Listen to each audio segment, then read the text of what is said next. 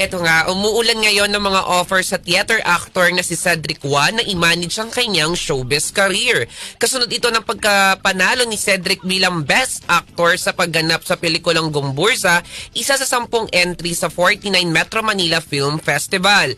Nairaos ni Cedric ang kanyang showbiz career na siya lang ang nakikipag-usap kapag may kumukuha sa kanya. Sa ambush interview ko kay Cedric sa ginanap na Metro Manila Film Festival 2023 gabi ng parangal noong December 27, sinabi ni Cedric na hindi siya magiging mapili sa mga proyekto na darating sa kanya. Say pa ng aktor, ibibigay niya ang kanyang buong puso at kaluluwa sa lahat ng mga magagawa niyang pelikula.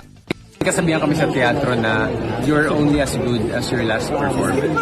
So kami, talagang hindi kami nag-e-expect sa kung ano man yung dadating. Kung ano yung nandyan, bibigyan namin yung puso at kaluluwa namin ng 101%. Kasi ano po we're not really working for like fame and big names. We're really working for a right representation and at the same time, yung pagbibigay ng boses sa mga oppressed. Yun, ganun, mas din talaga yung work namin talaga as an artist. And sana lahat ng artists, yun din yung work nila kasi yun yung pinakamalaking contribution natin. So, kung may bibigay sa akin sa universe, si Lord, this coming 2024 and the coming years, I'll be 100% give all my heart and soul for it. You know?